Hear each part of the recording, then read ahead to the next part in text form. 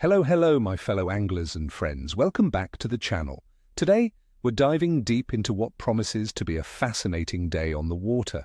Wednesday, November 26th, 2025.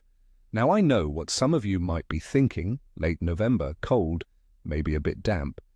But let me tell you, this day holds some exciting opportunities for those of us willing to brave the chill and understand what's happening beneath the surface.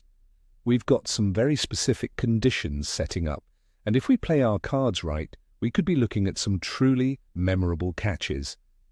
Get ready, because I'm going to share some insider tips on how to turn these late autumn conditions into angling triumphs. This isn't just about good or bad fishing, it's about understanding why and giving you the practical advice to succeed. Let's talk tactics for a few of our favorite fighters. First up, the mighty pike. My friends, November is absolutely prime time for these freshwater apex predators. With water temperatures steadily cooling, pike are actively looking to pack on weight for the colder months ahead. You'll want to target those classic holding spots. Think deeper sections of larger lakes, especially around drop-offs where shallower water quickly gives way to deeper troughs. Look for submerged structures like old sunken trees, dense reed beds, or even bridge pillars. These are ambush points where baitfish will congregate. For tackle, a medium to heavy spinning rod is your best bet. Try larger lures such as jerkbaits or spinnerbaits worked with a moderate, erratic retrieve. Remember, in colder water, slow and steady often wins the race. If dead baiting is more your style, which I highly recommend for these conditions, a sea dead bait like mackerel or sardine, or even a freshwater roach fished near those deeper drop-offs will be absolutely irresistible. Don't be shy with bait size. These fish are after a hearty meal. Next, let's focus on the ever-popular perch. These striped warriors are fantastic targets right now, and much like pike, with water temperatures trending downwards, you'll find them starting to shoal up in deeper sections of larger lakes and slower-moving rivers. Use your electronics, if you have them, to find those bait balls in deeper water, and you'll likely find perch nearby. They love holding tight to structure, so a snaggy tree in 12 feet of water is a perfect place to start. The key to perch fishing this week will be finesse. They won't chase far, so small lures like jigs or soft plastics, maybe 2 to 4 inches long, worked slowly and methodically right near the bottom, can be incredibly effective. Natural colors like green pumpkin or silver to imitate a small roach are your best bet. And don't forget natural baits. A worm presented on a light float rig or a tiny ledger will often entice a bite from a big perch. Now, for our general course fishing fans, let's talk about roach. With the cooling water and stable cold conditions, roach will be shoaling tightly and seeking deeper, slightly warmer water. They will still be actively feeding if you can entice them. My advice here is to scale down your tackle. Think light float setups or a small feeder rig with a fine ground bait. Natural baits like maggots, casters, or a small piece of bread will be very effective. Look for them in the deeper, slower sections of rivers and canals, or in the middle depths of still waters. Patience is key with these guys, but the rewards can be great. Now for the nitty-gritty, the analysis of conditions.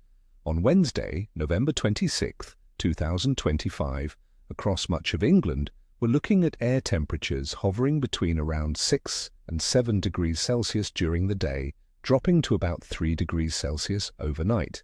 There's a chance of some light rain throughout the day, particularly in northern areas, but overall it appears to be a day with minimal precipitation in many parts. Wind will generally be light from the northwest, shifting to southwest at around 4 to 6 miles per hour. Atmospheric pressure looks fairly stable, sitting around 1019 to 1026 hectopascals, which is generally a positive sign for angling, though it might fluctuate slightly. This steady to rising pressure, combined with the cold, can often trigger feeding spells, especially for predators. Water temperature in inland freshwater bodies across the UK will likely be cold, hovering around 6 to 10 degrees Celsius, and they'll continue to cool as the month progresses. Coastal sea temperatures, for example, around freshwater, will average around 13 degrees Celsius in the last 10 days of November. This cooling trend is absolutely crucial, my friends, as cold-blooded creatures fish metabolism slows significantly with falling temperatures, prompting them to seek out slightly warmer, deeper areas where the temperature is more stable. This is your cue. Find the deeper water, find the fish. And what about the moon phase? On November 26th, 2025, we will be under a waxing crescent moon. The moon will be about 5.9 days old, with around 32 to 34% of its surface illuminated. Now you know the old angler's tales. Many believe the waxing crescent can be a period of increasing fish activity as the moon gains light. While it's not a full moon frenzy, this phase is generally considered more favorable than the new moon, potentially offering short windows of intensified feeding. Considering all these factors, the cold, stable weather, the cooling water pushing fish deeper, and the increasing lunar illumination, my overall assessment for fishing on the 26th of November is a good yet tactical day. The bite will likely be good for predators like pike and perch, especially if you present your bait slowly and in the right spots. Coarse fish might be a bit more capricious, but are definitely catchable with a refined approach. Look for those brief windows of increased activity, especially around midday or just before dusk when temperatures might be at their highest. So there you have it, my fellow anglers. Wrap up warm, be strategic, and you could have some incredible fishing.